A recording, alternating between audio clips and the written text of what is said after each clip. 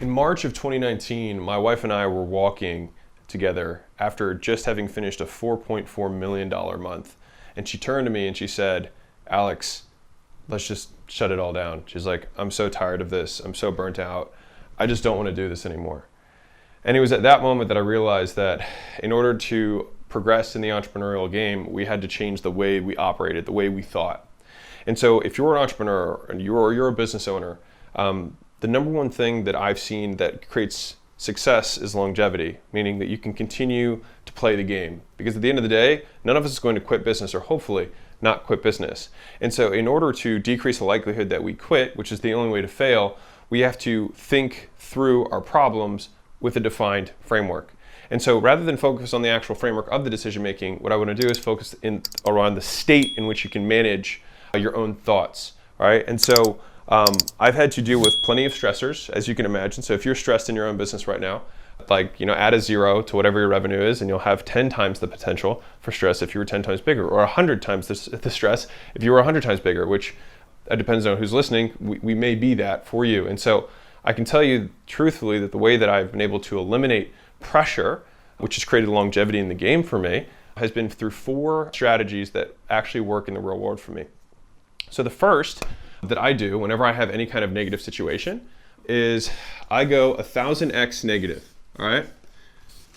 And then I reevaluate. So let me explain what that means. So if, for example, there's something that's bad that happens, we get a bad review, or we get a client's upset, or I have an employee who says something bad to another employee, or an employee that's key leaves, or someone tries to, a competitor steals stuff and then starts bashing, whatever it is, right? There's a million problems in go business, or you have cash flow issues, or you can't make payroll, whatever it is, right?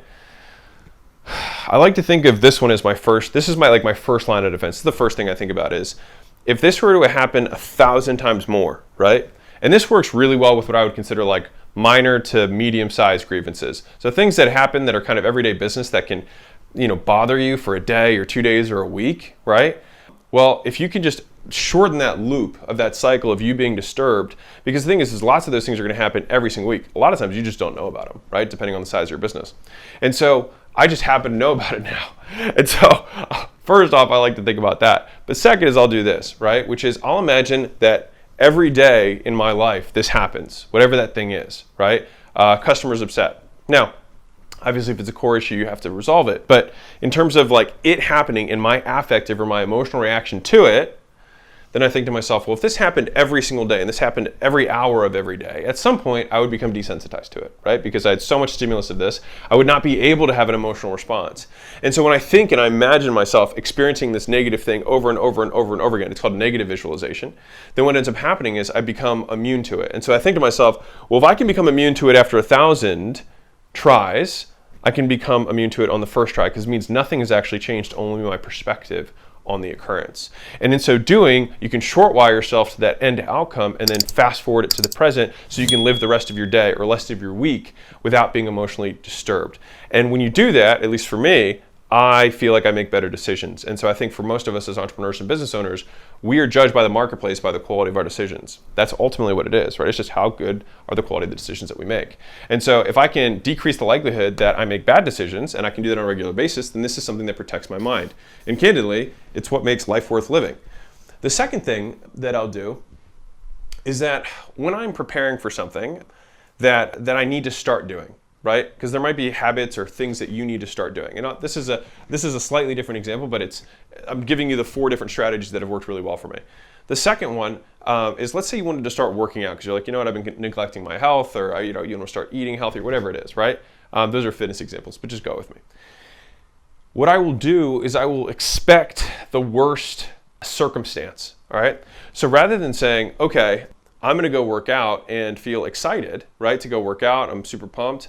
What I want to do is I want to plan and prepare my mental state for when it comes time to work out, I'm going to be exhausted. I'm not going to have slept well. I'm going to have a lot of business stress. And so I have to expect that going into every workout. Now, if I don't have that happen, then it's a bonus, rather than expecting nothing to be my mental state. And then when something bad does happen, then I have this reason, right? And so it literally does go into truly expecting the worst case scenario and making the pre-formed decision to act anyways despite that because you have planned for it. So most people, most humans have really good psychological resilience if we brace for it. So if you're about to give someone bad news, for example, you actually have to let them, hey, this is bad news. Hey, you might want to sit down for this. Because people actually are very resilient if you give them a moment to emotionally brace themselves. And so what we're doing here is using this bracing technique on ourselves in advance of a situation that is likely to occur at some time between now and when we die, especially if it's a habit that has to be ongoing, right? And so what I do is I emotionally brace for the worst scenario, all right? That's number 2.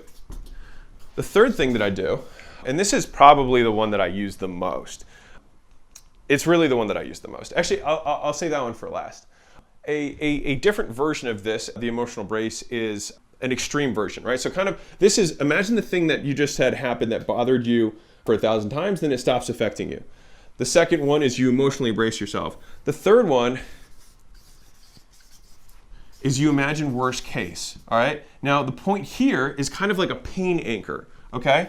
And so what I mean by a pain anchor is it gives you perspective on your current issues, right? So for example, whenever you've had a family member die, or someone close to you die, or some of you even have a pet die, depends on where you're at in your life, right? If you have something that was painful for you, right? All of us benefit. We get the gift of perspective from those who die. That's one of the final gifts that any death occurs that's in your proximity will give you, right?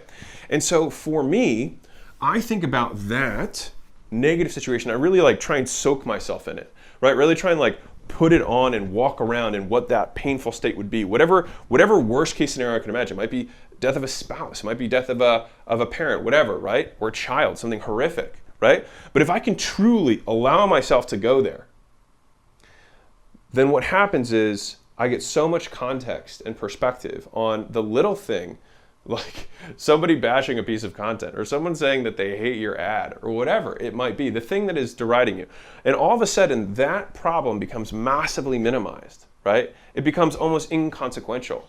And what I found is that over my life in the business, there's an infinite amount of problems. Truly, like there's an unlimited amount of problems. I could think of so many things we should be doing, or we could be doing better, or should not have happened, right? But it's only because we put the word should in front of it that we have an expectation that is different than reality, which creates the friction in our minds. It creates the dissonance. It creates the unhappiness that we have. And so if I can imagine the worst case scenario and then actively minimize my current situation, then I usually can get right through it. And most times what I found is that most problems shrink into irrelevance within broader context. They actually never get solved. We just realize that we just don't care and that they are no longer meaningful to us. And so that has been something that's been very useful for me as we've grown because, frankly, the bigger your company gets, the more ability and potential you have to become stressed. And I think most of us are here for freedom. And so if you want freedom, then you have to, or at least for me, I have found that I have to manage my mental state in order to continue to make high quality decisions. And so that leads me to the last one, which is probably my favorite and most used one that I use on anything. And this may bother some of you, and that's okay. This is an N, sorry. Universe is that this is a worldview that I have. So if you are, don't be trigger, don't take offense to this. But I'm telling you what has worked for me. And so I believe that the universe will continue to expand until eventually everything becomes a fine mist over a long enough time horizon. The sun will give out, all stars will extinguish, and then everything will just become a fine mist. And as silly as that may sound, it means that anything that we do, this video, anything that I accomplish in this world will eventually disappear and be meaningless. And so some people find that incredibly depressing. I don't. I find that to be incredibly meaningful because it means to me that I am the only person that ascribes meaning to anything. Because it means that nothing has inherent meaning. And so that means that when I have any stressors in my life, I'm saying that my brain is choosing to make meaning out of this when there was no meaning to be made to begin with. And so by doing that, I can play the notes of the piano of meaning that happen across the occurrences and circumstances in my life. And so when I think about it in this context, everything shrinks into irrelevance. And so a lot of the concepts around like, I want to build a legacy, I want to make an impact, I want to leave a dent in the universe. You're not. You're probably not going to leave a dent in the universe. And even if you made some big advancement within 500 years, like it'll probably be forgotten. And that would be like if you're the top 0.00001%, right? It's unlikely. But it is 100% likely that over a long enough time horizon, everything will disappear, right? And by doing that, for me, it decreases the pressure that I put on myself for having to, I must, I should, I have to, like, I can't live without. Those thoughts that strangle me, right? Those are the things that destroy my ability to make decisions because I become way more emotional as a result of them. And so whenever I have any kind of negative occurrence or stressors that come up in my life, which are inevitable, I use this as my ultimate frame of reference. This is my ultimate trump card that I use to keep my emotions at bay and ultimately say, I am the master of my own universe. I get to decide what has meaning. And for me, I'll tell you what I have found most meaningful for me is that my purpose in life, to my knowledge at this point, is to learn. I love learning. And so that is why I make these videos, because I feel like I am able to better learn how to think. I'm better learned how to run businesses. I can better learn all of the aspects of everything by teaching it, right? And I'm sure if you ever did a book report when you were in high school, you learned the one chapter you had to do your book report on or give a presentation on way better than any of the other chapters, because when you have to teach something, you have to learn it better. You have to learn the nuances of what makes something work. And so for me, even cataloging these things has been useful for me because I think these are all the things that I do, but now I have a process that I can continually use haphazardly, just because I've just trained myself over time doing this. And so I don't know where you're at in your business career. If you're at 7 figures, you're at 8 figures, or multi-figures, you have multiple companies, whatever it is, right? This has been so personally impactful for me that it has helped me be in this for the long haul. Because if nothing has meaning, except for what I choose to give meaning, then it means I can choose to only play games that I find meaningful. And by extension, I will not fall out of the game or quit, because the thing that I'm doing is the thing that I derive the most meaning from. And so I will be able to outlast longer players' pursuit. And what happened is, for me, my life becomes a glorification to an ideal faster and break through the bottlenecks that you have so you can get to where you want to go. For me, if you like this, I will do subscribe, everything I can check to out one of my next videos that are coming up. Paying coaches, I'm going through courses to try and make the lessons that I have more engaging, more entertaining, more educational, have more stories woven into them, so that hopefully I can transfer these things to someone else.